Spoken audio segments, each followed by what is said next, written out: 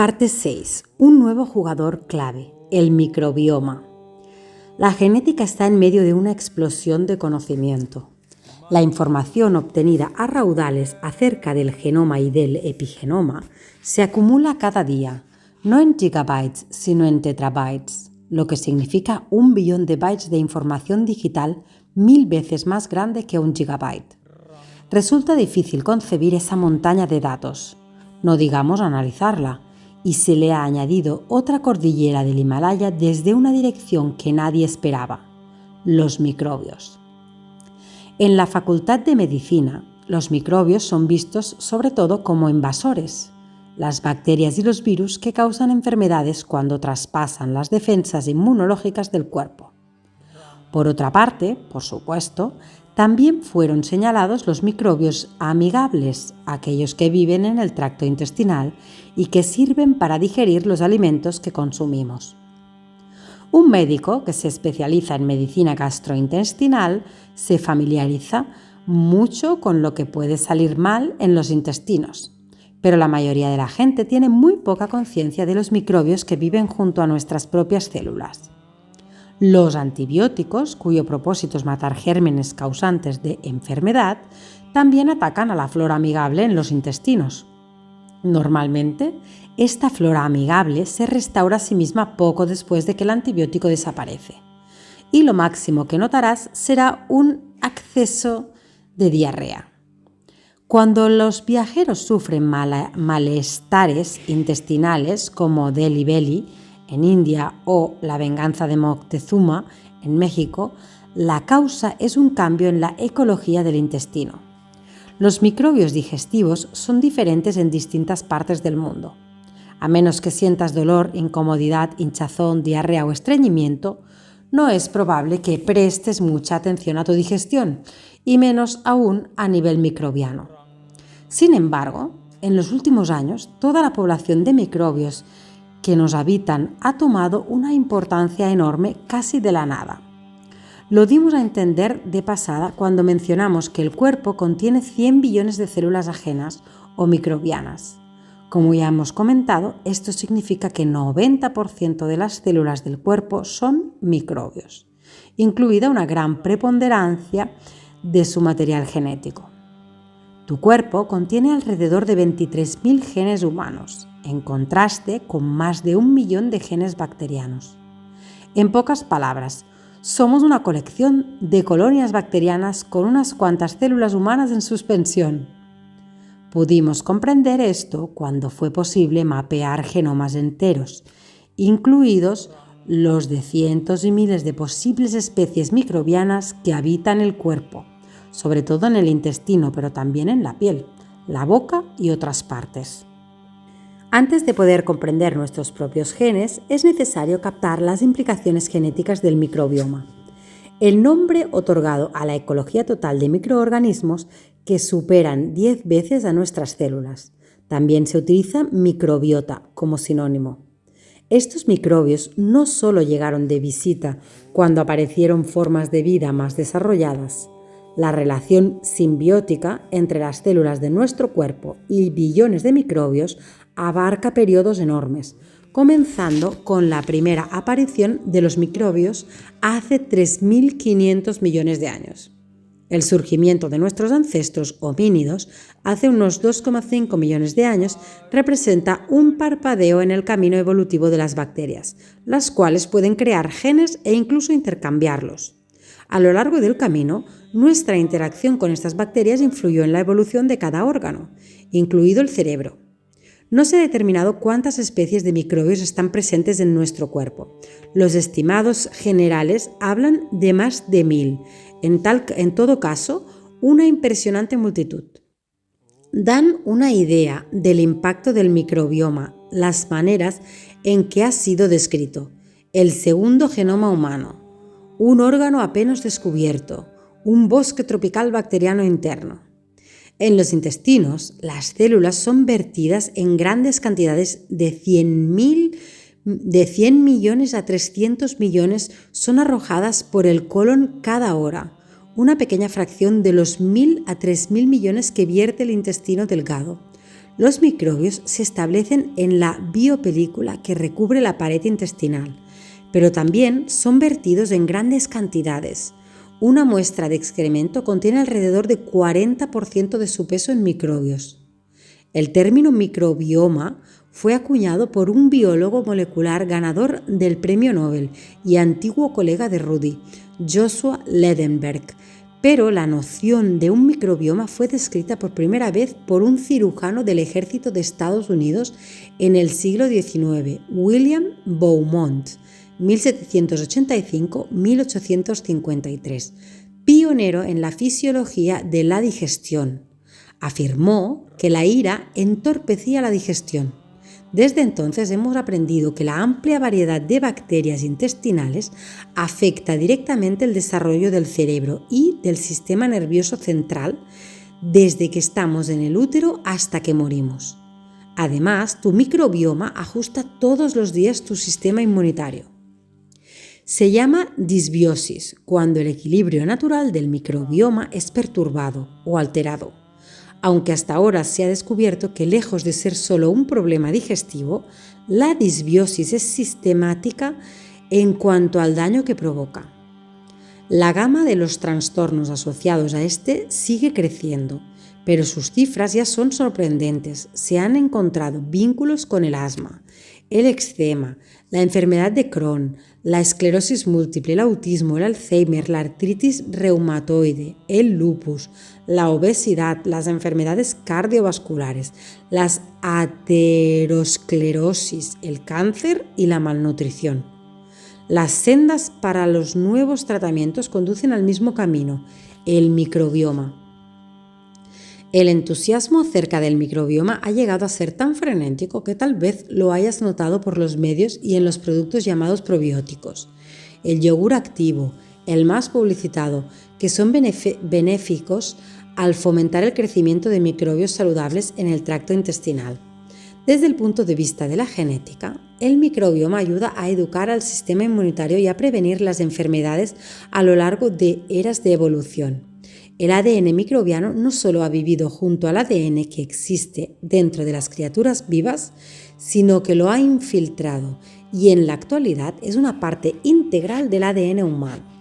De esta interdependencia, la cual ha continuado por millones de años entre nuestras especies, parte todo un mundo de posibles descubrimientos.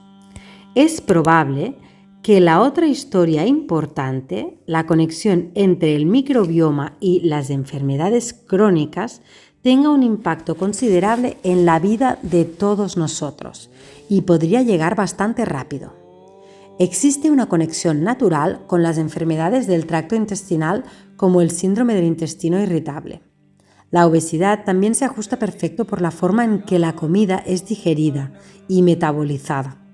Pero algo más inesperado es el vínculo potencial entre el microbioma y trastornos muy poco relacionados como las cardiopatías, la diabetes tipo 1, el cáncer e incluso enfermedades mentales como la esquizofrenia. Ahora se sabe que las bacterias intestinales producen componentes neuroactivos que interactúan con las células cerebrales y que pueden incluso controlar la expresión de nuestros propios genes por medio de la epigenética. Una vez que se descubrió que existía una fuerte conexión entre el intestino y el cerebro, comenzaron a derrumbarse las barreras entre nuestras propias células y las células ajenas. Si un conjunto de bacterias en tu intestino puede influir en tu estado de ánimo o contribuir a una enfermedad mental, entonces se vislumbra una concepción totalmente nueva acerca del cuerpo, como explicaremos. Discutiremos los probióticos y otras recomendaciones alimenticias en la segunda parte, decisiones sobre el estilo de vida. Será el próximo capítulo. Del misterio a la moda. Debido a que cientos de microbios habitan en tu cuerpo, sus genomas y los terabytes de información derivados de ellos plantean un enorme misterio. Para ayudar a darle sentido, necesitamos algunas categorías generales para empezar a entender. El profesor Rob Knight, experto en microbios humanos por la Universidad de Colorado, presenta el microbioma diciendo: el 1,5 kg de microbios que cargas puede ser más importante que cada gen que portas en tu genoma. En cuanto al peso, el microbioma pesa casi lo mismo que el cerebro. Knight simplifica la población pululante de microorganismos al agruparlos en las áreas primarias que ocupan a lo largo del cuerpo: los intestinos, la piel, la boca y la vagina, las principales. Estas son como paisajes microbianos y genéticos, separados, tan distintos en su ecología como el Ártico es diferente del trópico.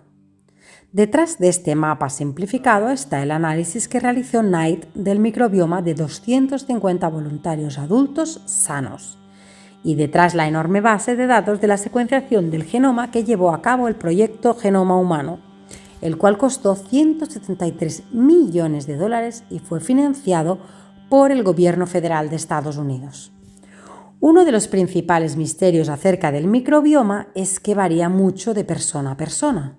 En una charla TED de febrero de 2014, que ha acumulado más de 300.000 vistas, Knight nos atrapa con algunos hechos intrigantes. Algunas personas juran que las muerden los mosquitos mucho más que a otras, mientras que algunas afirman que rara vez les pican. La razón tiene que ver en parte con los diferentes microbios en su piel y que tanto los mosquitos son atraídos a ellos. Los microbios en el intestino también parecen determinar si un analgésico de venta libre como el Tylenol puede provocar daño hepático. La diversidad dificulta describir la población de un microbioma perfectamente sano. La parte negativa es que los intestinos modernos pueden estar en un peligro severo. En un influyente artículo de 2014, Erika y Justin Sonnenberg, microbiólogos de la Universidad de Stanford, divulgaron un mensaje acerca de la posible pérdida de microbios intestinales debido a varios factores. Uno es la dieta occidental, baja en fibra vegetal.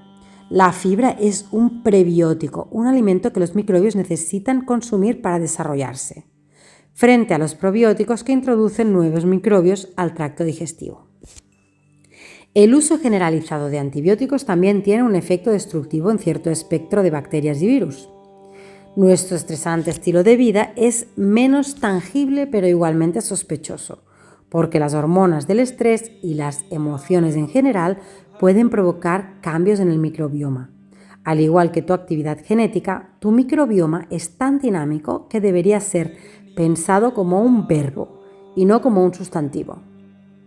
La idea más perturbadora de los Sonnenberg es que las dietas occidentales modernas son cruciales en el aumento de enfermedades crónicas y en especial los trastornos autoinmunes como las alergias. El microbioma ayuda a regular la inmunidad y también genera durante el proceso digestivo subproductos químicos que reducen la inflamación. Cada vez hay más evidencia que vincula la inflamación a una gran variedad de trastornos, incluidos cardiopatías, hipertensión y varios tipos de cáncer. Reducir la diversidad de la ecología intestinal puede estar arruinando nuestra salud de forma permanente. Los Sonnenberg manifestaron de forma explícita los riesgos. Es posible que el microbiota occidental, de hecho, sea disbiótico, dañino para los microbios, y predisponga a los individuos a una variedad de enfermedades. Como sucede con muchas cuestiones en torno al microbioma, es muy difícil validar estos riesgos con total certeza. Existen solo unas cuantas poblaciones aisladas alrededor del mundo cuyo microbioma está libre de influencias dañinas. Emily Akin, en The New Yorker, diciembre de 2014, cita a la tribu Hadza, en África, la cual ha sido estudiada por Jeff Leach, un antropólogo que colabora con los Sonnenberg. Durante un año, 300 Hadza, que aún viven en condiciones de cazadores-recolectores en Tanzania, fueron los sujetos de estudio.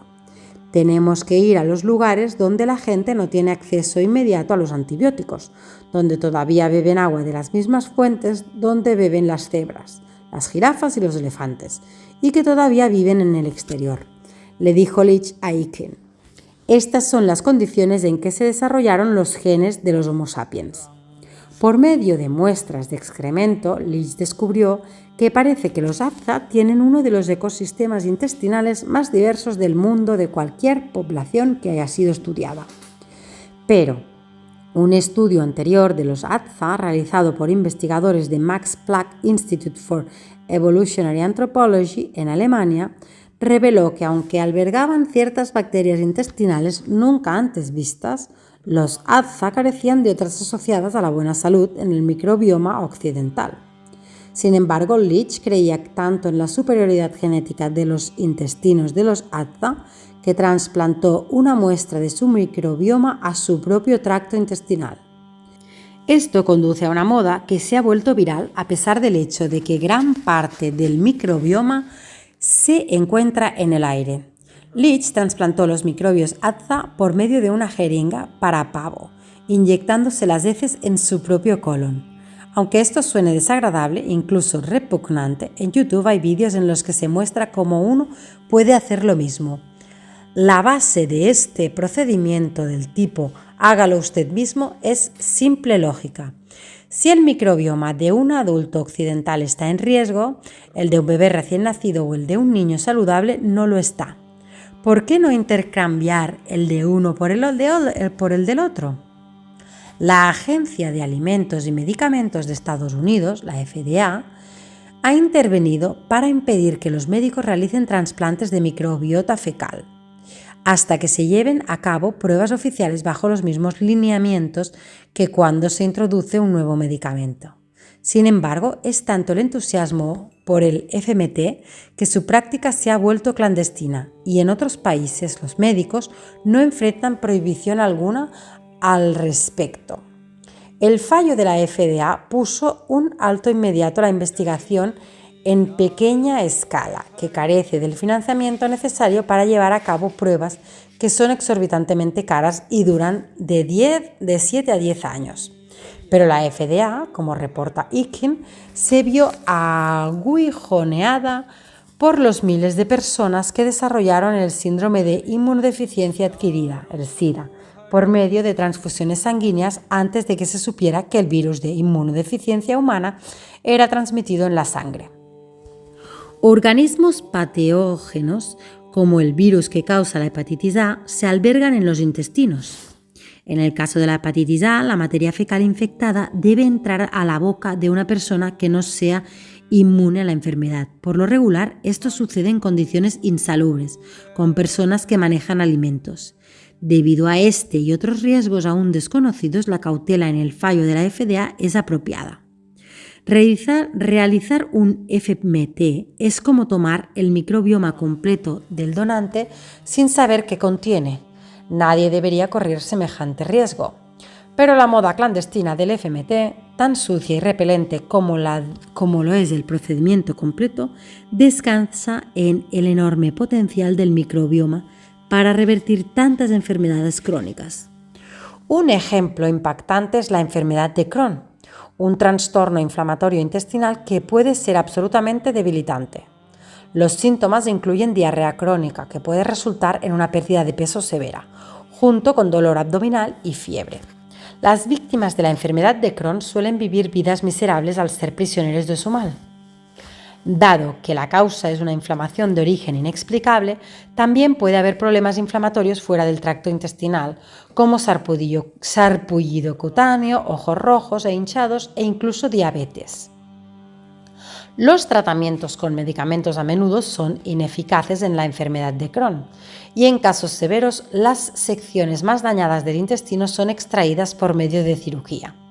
Pero antes, en la década de 1950, unos cuantos médicos, por lo regular considerados renegados o algo peor, creían que tratar a los pacientes con enfermedad de Crohn mediante materia fecal de donantes saludables, tomada en condiciones salubres por medio de una píldora o por el recto, producía curas reales, a menudo con rapidez asombrosa, ya fueran semanas o meses.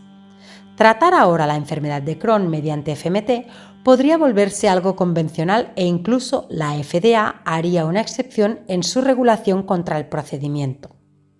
Aún más inquietante es una enfermedad que la FMT parece curar en cuestión de horas, incluso si el paciente está próximo a morir. La enfermedad es una infección bacteriana de Clostridium difficile, asociada a fuertes dosis de antibióticos. Alrededor de 500.000 de personas sufren actualmente estas infecciones y más de 10.000 mueren al año en casos severos. La C.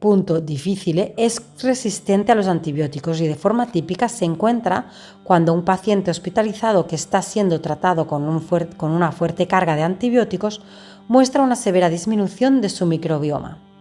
Las condiciones entonces son perfectas para la C. difficile y la infección causa síntomas similares a los de la enfermedad de Crohn, incluida la diarrea intensa. Resulta irónico que el tratamiento estándar de la C. difficile sea prescribir vancomicina, un antibiótico. La vancomicina puede ser del todo inefectiva si ha brotado una cepa nueva y resistente de la bacteria. Pero la literatura médica contiene reportes dispersos de una recuperación notable y casi instantánea al usar FMT. En cuestión de horas, los microbios recién insertados derrotan y expulsan a la C. difficile, lo que conduce a la desaparición de los síntomas. La FDA también ha hecho una excepción en este caso. Por extensión, si un FMT puede sanar dos trastornos que comparten el mismo síntoma, una inflamación altamente destructiva, y si en potencia la inflamación es el villano en enfermedades crónicas de muchos tipos, ¿por qué no arriesgarnos y realizar nuestro propio FMT? Usando el excremento más sano que podamos convencer a alguien de donar. Esta es la lógica que volvió viral al FMT casero. Nadie ha probado que dar un paso así sea buena ciencia a medicina efectiva y sin duda no lo estamos justificando. Existen otras maneras más seguras y para optimizar tu microbioma, como veremos más adelante. Pero los descubrimientos en pruebas con animales indican que quizá se está cocinando una verdadera revolución. En 2006, un equipo de la Universidad Washington en San Luis al parecer demostró que existe una fuerte conexión entre el microbioma y la obesidad. Tomaron ratones que habían sido alterados genéticamente para ser obesos y transfirieron algunos de sus microbiomas a ratones normales. Estos ratones se volvieron obesos y en la primera vez en que un trastorno se ha transferido por vía de microbioma, al menos en animales, es la primera vez. Pero lo que resulta en verdad asombroso es que los ratones que engordaron después de recibir los microbios comían lo mismo que otros ratones sin el trasplante, pero los ratones que no fueron tratados no engordaron. ¿Cómo pudo el mismo consumo calórico producir ratones gordos y ratones normales al mismo tiempo? Se presume que los microbios insertados eran de alguna manera más eficientes en extraer nutrientes de la comida conforme era digerida. Esto va en contra de una creencia sostenida por largo tiempo de que las calorías que entran son iguales a las calorías que salen. En otras palabras, si una comida contiene 1000 calorías, el cuerpo de cualquier persona con una digestión completa y saludable extraerá 1000 calorías de energía. Pero todos conocemos a gente que dice de tan solo ver una rebanada de pastel de chocolate subo 1 kilo. Este nuevo y provocativo estudio sugiere que tiene razón. Algunos microbiomas pueden trabajar mejor que otros en la extracción de nutrientes y así la gente obesa extrae demasiados y la delgada muy pocos. Investigadores en Ámsterdam querían ver si un trasplante fecal de microbios de personas delgadas hacia personas gordas sería suficiente para que estas últimas perdieran peso. Hasta ahora no ha sido así. Los sujetos mostraron una mejoría en su sensibilidad a la insulina, lo que es clave para que las calorías sean metabolizadas de forma adecuada en vez de ser almacenadas como grasa, pero no perdieron peso y el beneficio desapareció después de 1 año. Quizá se necesiten más tratamientos o que deban ser aislados microbios específicos de los microbiomas delgados. Sin embargo, falta contar toda la historia genética y puede ser mucho más complicado. Pasar a una nueva ecología. Como puedes ver, los adjetivos como ajeno, extraño e invasivo no son aplicables a los microbios que han aprendido a cooperar con el cuerpo humano durante millones de años. Existen señales de que el desarrollo normal de un bebé puede depender de ellos. Volviendo al mapa simplificado del profesor Rob Knight, existen diferentes microecologías ubicadas en la boca, los intestinos, la piel y la vagina. Antes de nacer, el cuerpo de un bebé no tiene microbios. Su tracto gastrointestinal en realidad es estéril. Cuando pasa por el canal vaginal, recibe una delgada capa del microbioma de la madre en esta área. El nacimiento es tan solo el primer paso en la exposición del bebé a los microbios, los cuales adquirirá de todas direcciones del pecho de la madre, la comida, el agua, el aire, las mascotas y otras personas. El tracto comienza a ser colonizado a unas horas del nacimiento. Estudios en animales han mostrado que cuando son criados en entornos esterilizados y libres de microbios, desarrollan una gama de anormalidades, desde deficiencia inmunológica y corazón encogido hasta un funcionamiento inapropiado en las células del cerebro, junto con los problemas digestivos esperables. En algún momento de la infancia, el microbioma deja de estar en constante flujo. Se estabiliza, aunque no de la misma manera para todos. En la gráfica de Knight, el progreso del microbioma temprano pasa de la región de piel-vagina en el nacimiento a la región intestinal fecal. Esta secuencia es la misma para todos, porque un intestino que digiere alimentos es algo universal.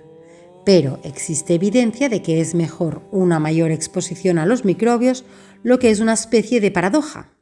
El microbioma de los niños criados en países en desarrollo muestra una diversidad mucho mayor, lo que aumenta la probabilidad de que en el occidente desarrollado vivamos demasiado limpios. Pero estos niños tienen muchas más enfermedades en la infancia. Al igual que los niños que van a la guardería parecen menos propensos a las alergias, pero también corren el riesgo de tener más resfriados, dolor de oído, influenza y otras enfermedades contagiosas.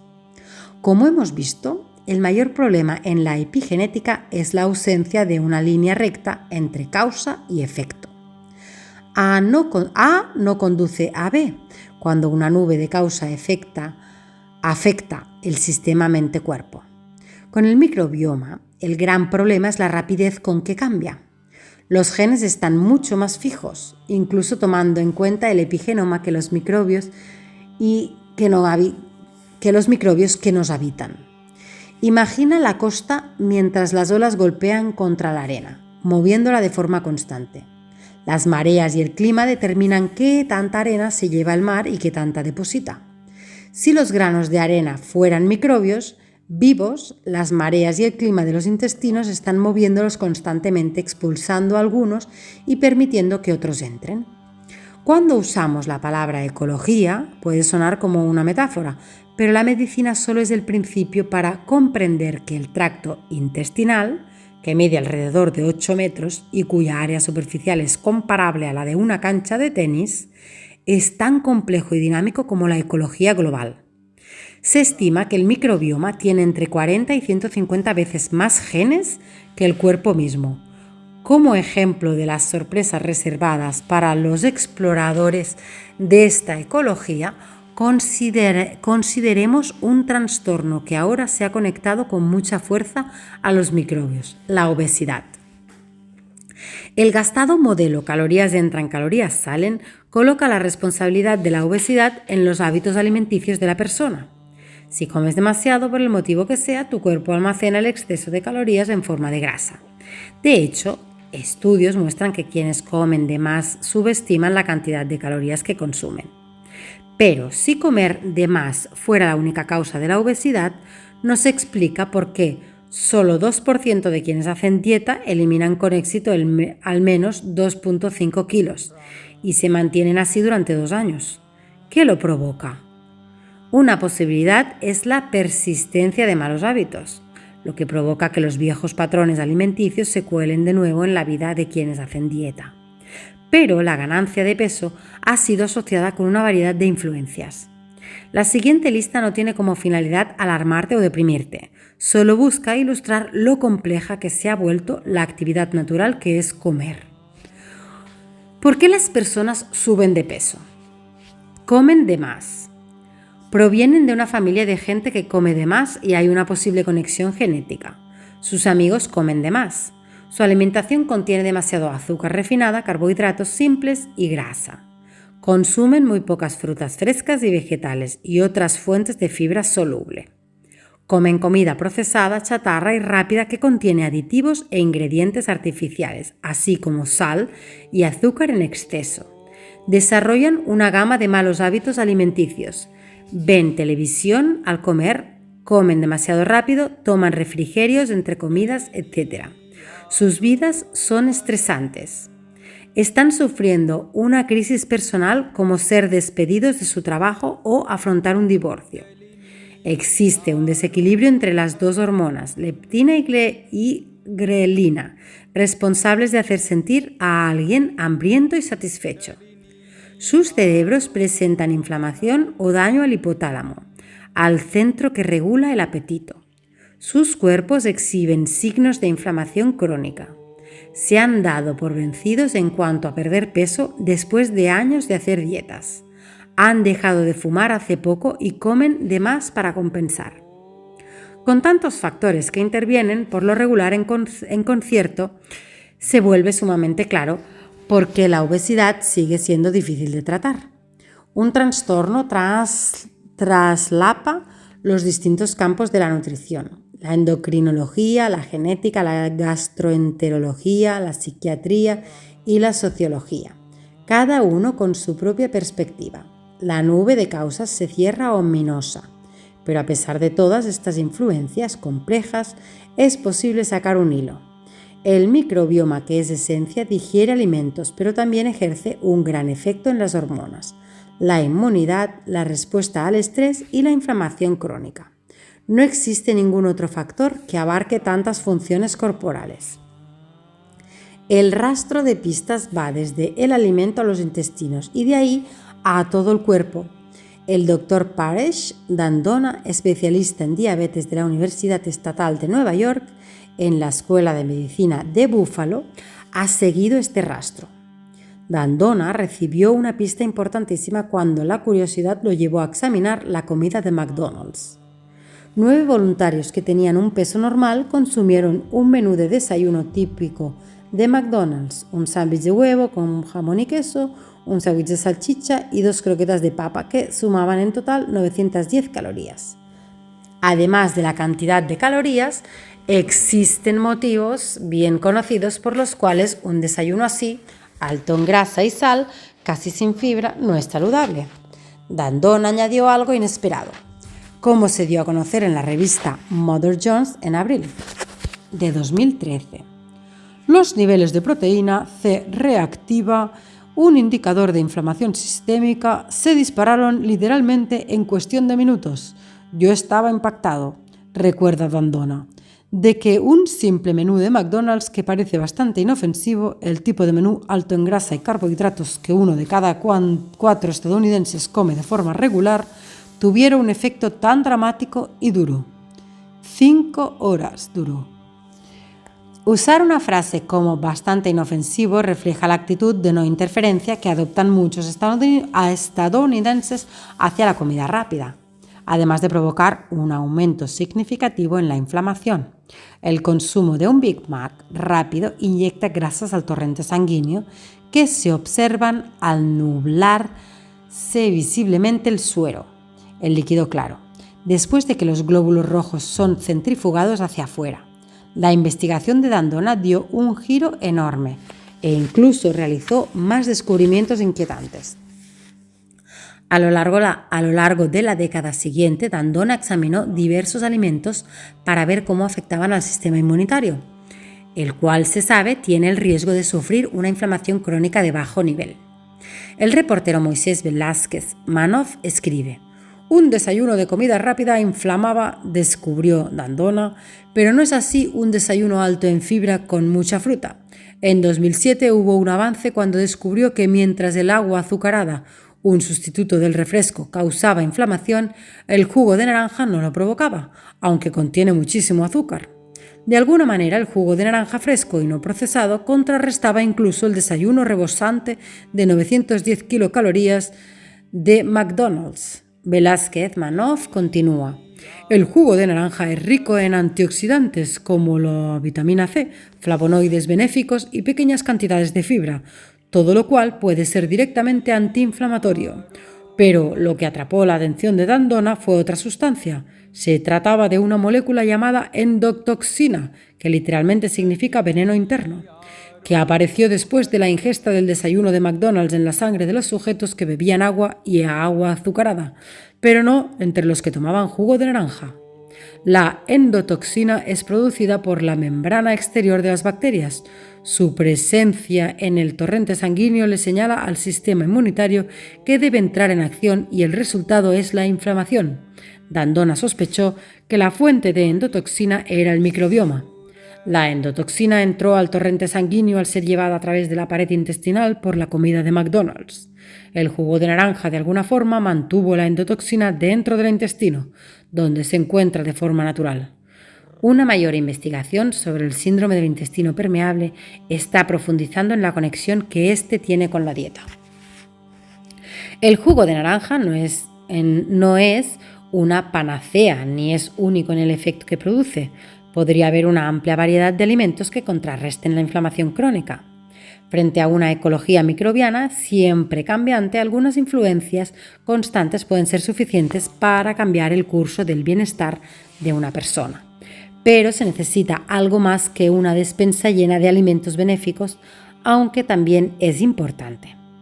Vaya a este enlace donde recomendamos la mejor dieta de microbioma hasta donde recomiendan las investigaciones actuales. De las pistas a las cascadas. Los descubrimientos de D'Andona, entre otros, hacen más que reforzar la recomendación estándar de que una dieta equilibrada debe contener fibra soluble proveniente de frutas y vegetales junto con granos enteros. La posibilidad de revertir la inflamación dañina genera entusiasmo. Los avances surgen de lugares inesperados. Se ha observado que la molécula inflamatoria endotoxina disminuye en el torrente sanguíneo después de que alguien tiene una cirugía de bypass gástrico. Esta es un procedimiento que reduce el estómago a una bolsa pequeña del tamaño de un huevo. El intestino delgado está conectado directamente a esta bolsa y como resultado de tener un estómago severamente reducido, los pacientes comen menos y por lo tanto pueden bajar enormes cantidades de peso. Esa era la explicación aceptada, excepto que la disminución de la inflamación apunta al microbioma. En una serie de pruebas con ratas y ratones, un equipo del Hospital General de Massachusetts consiguió un resultado notable. Realizaron la cirugía de bypass gástrico en los roedores y después de eso su microbioma se restauró a sí mismo por entero. El aumento de microbios benéficos no solo redujo la inflamación, sino que causó de forma directa la pérdida de peso. Esta secuencia de causa y efecto se mostró al tomar los microbios de los animales con bypass gástrico e insertarlos en los intestinos de ratones libres de gérmenes. Los ratones inyectados perdieron peso, aunque siguieron con su dieta previa, alta en calorías. De hecho, perdieron peso aunque consumían más calorías que un grupo de control de ratones que no perdió peso alguno. Este resultado ayuda a derribar la creencia mucho tiempo aceptada de que ganar o perder peso tiene que ver por completo con las calorías. También señala otra posibilidad intrigante. Como parte de la restauración microbiana, los ratones con bypass gástrico y los inyectados pudieron metabolizar la glucosa o azúcar en la sangre de una forma normal y saludable, lo cual no sucedió con los ratones que perdieron peso al comer menos. Considerando como los humanos que hacen dieta casi siempre recuperan el peso que bajaron, quizá el problema no sea volver a la dieta equivocada, la falta de voluntad o consumir en secreto demasiadas calorías. Podría ser, como con estos ratones, que se necesita una restauración de los procesos metabólicos controlados por el microbioma. Trataremos este tema a profundidad en la segunda parte, la cual cubre los cambios en el estilo de vida, pero vale la pena resumir las posibilidades aquí. ¿Qué podría restaurar tu microbioma? Comer menos grasa, azúcar y carbohidratos refinados. Añadir suficientes prebióticos de los cuales se alimentan las bacterias, fibra de frutas, vegetales y granos enteros. Evitar alimentos procesados químicamente. Eliminar el consumo de alcohol. Tomar un suplemento probiótico. Comer alimentos probióticos como yogur, chucrut y pepinillos. Reducir los alimentos con efectos inflamatorios. Enfocarte en alimentos con efectos antiinflamatorios como jugo de naranja recién exprimido. Cuidadoso manejo del estrés y atender las emociones inflamadas como el enojo y la hostilidad. Queremos enfatizar que todas estas son posibilidades y no certezas. El microbioma alcanza más allá de la digestión a todas las partes del cuerpo.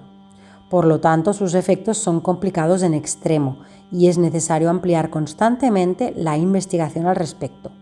Pero lo que sabemos hasta ahora es muy promisorio. Por ejemplo, muchas enfermedades parecen ser resultado de una cascada de procesos corporales, es decir, una cadena de eventos que siguen uno al otro, creando así más problemas conforme progresa la cascada.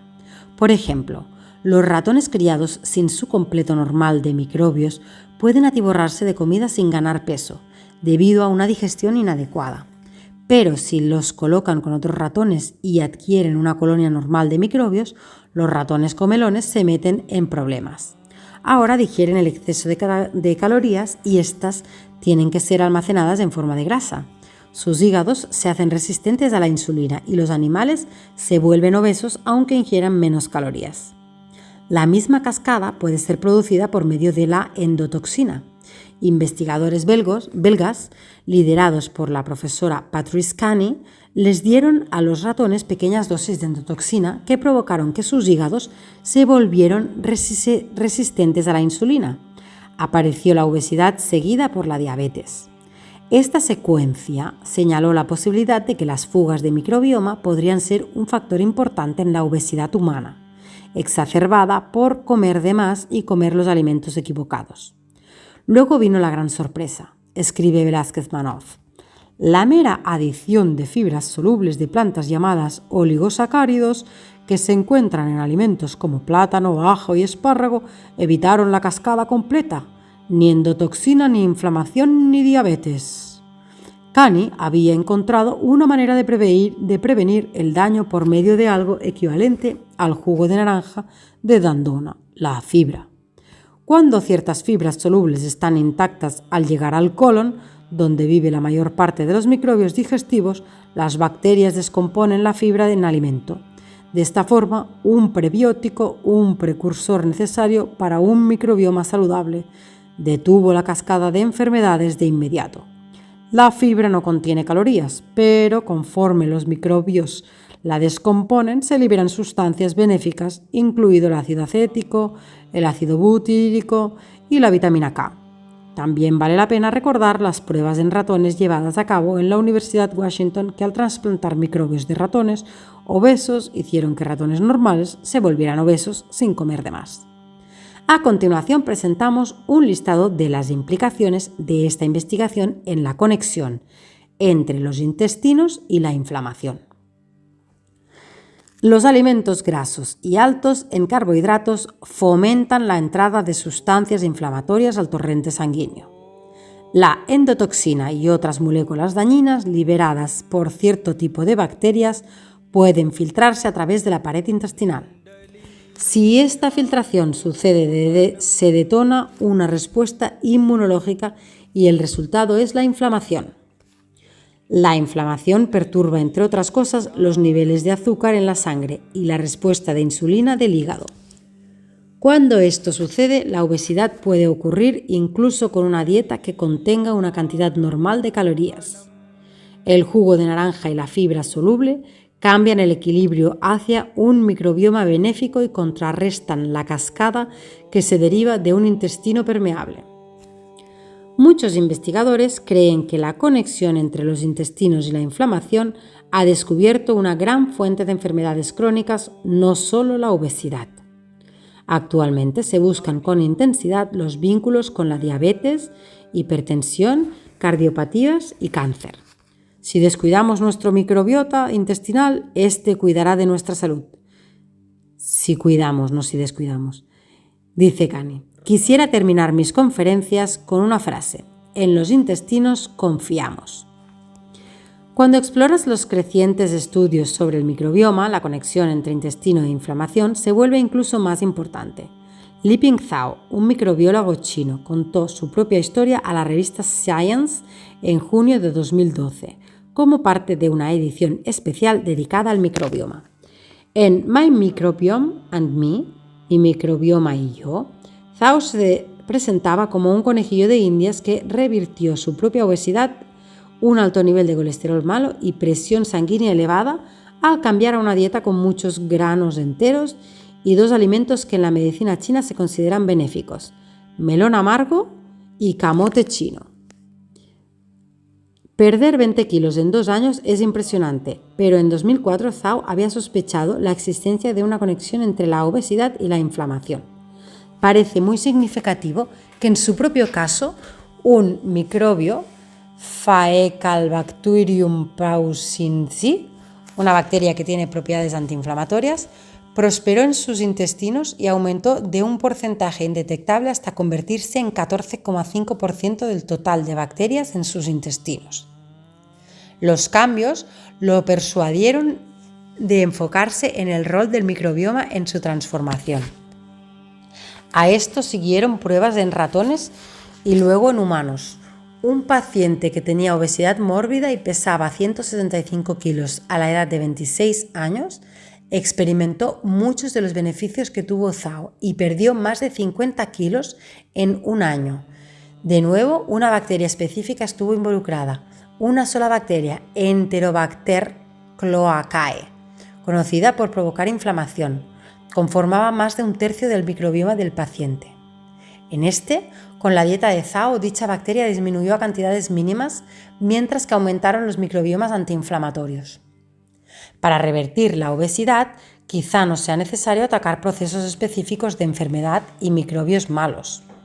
En un estudio se observó a 4 pares de gemelos idénticos en los que un gemelo era delgado y el otro gordo.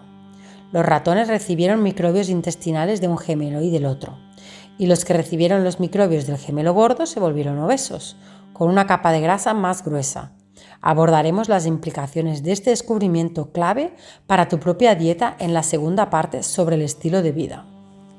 Este libro es acerca de los genes, no del microbioma, pero ahora es imposible hablar de los genes sin él. Tu microbioma es, en esencia, tu segundo genoma. Pero a diferencia de tu propio genoma, tu microbioma es contagioso, porque puedes esparcir tus bacterias a los demás. Y aunque esto suene un tanto asqueroso, el intercambio de bacterias entre las personas por medio del contacto íntimo puede beneficiar a la población. Algunos evolucionistas han ido tan lejos como para proponer que el comportamiento social humano evolucionó básicamente para fomentar el compartir microbios. La creciente resistencia a infecciones y a toxinas alimenticias podría ser un factor dominante. En las especies animales vegetarianas, el microbioma sirve sobre todo para digerir una dieta a base de plantas. Pero la carne cruda de la caza de un león, por ejemplo, seguro estará llena de parásitos, organismos patógenos y toxinas, así que el microbioma de los carnívoros los protege de ellos. La evolución humana continuó a partir de ahí para maximizar nuestra resistencia a las enfermedades hasta llegar a su nivel actual. El eje intestino-cerebro. Con la riqueza de genomas intestinales que superan tanto al nuestro, el microbioma ejerce una influencia poderosa más allá de la digestión y el metabolismo. Quizá lo más fascinante es el cerebro intestinal. La doctora Christine Tara Peterson, que ha examinado esta área en profundidad, señala que los intestinos albergan 100 millones de neuronas, más que la médula espinal, y producen 95% de la serotonina del cuerpo, uno de los neurotransmisores más cruciales, cuyos niveles están conectados a la depresión, según se ha creído por mucho tiempo. La línea básica de comunicación del cerebro hacia cada región del cuerpo es por medio de 12 nervios craneales. Uno es el nervio vago, nombrado así por la palabra latina vagus, que significa vagar. Sus vagabundeos son extensos, comienzan en la médula oblongada, en el cerebro inferior, pasa por el cuello hacia abajo, sigue al corazón y entra al tracto digestivo. Alrededor de 80% de toda la información sensorial que llega al cerebro es transmitida por medio del nervio vago conforme éste se expande.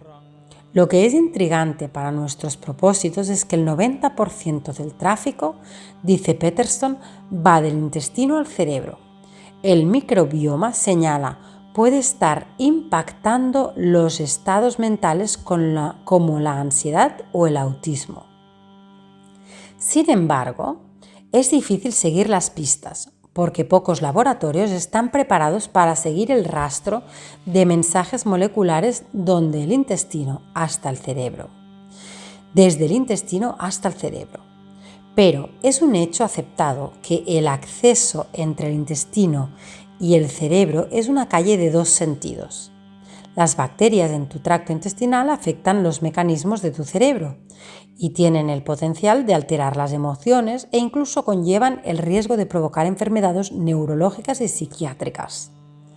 A cambio, tu estado de ánimo y nivel de estrés afectan a las bacterias que vivirán en tu microbioma. Lo que ha rendido frutos es una idea propuesta en los inicios por el eminente psicólogo William James al trabajar con el fisiólogo Karl Lange en la década de 1800. Ambos afirmaban que las emociones surgen porque el cerebro interpreta las señales o reacciones del cuerpo. De una forma actualizada, esto se ha convertido en un circuito de retroalimentación entre el cerebro y el cuerpo que emplea mensajes químicos. Los estudios de monos bebés, iniciados en 1974, han demostrado que la separación de sus padres al nacer no solo les causa angustia psicológica, también cambia su microflora intestinal. En un estudio parecido en el que ratones bebés fueron separados de sus madres, estos se volvieron más ansiosos comparados con los que permanecieron con sus progenitoras. Pero cuando los tractos intestinales de los ratones separados de su madre fueron recolonizados con bacterias de los ratones que permanecieron con su madre, la ansiedad de los ratones separados se disipó. Al parecer, estos resultados también se extienden a los humanos. Si las bacterias intestinales de pacientes humanos con síndrome del intestino irritable son colocadas en el intestino de ratones, los ratones se vuelven ineptos socialmente y ansiosos. La angustia emocional ha sido asociada con el síndrome del intestino irritable por mucho tiempo. Y ahora parece que esta conexión tiene una base material, no solo psicológica. En otro estudio, un equipo holandés ha mostrado que si las madres primerizas están estresadas, su estrés cambia el microbioma de sus bebés. Entonces parece muy plausible que el estrés social crónico podría estar cambiando tus bacterias intestinales, creando un destructivo circuito de retroalimentación entre los intestinos y el cerebro que provoca inflamación a lo largo de todo el sistema, incluido el cerebro. Se puede decir que aunque la medicina moderna se ha enfocado por más de un siglo en matar a las bacterias, ahora estamos aprendiendo a tener vidas más saludables con ellas.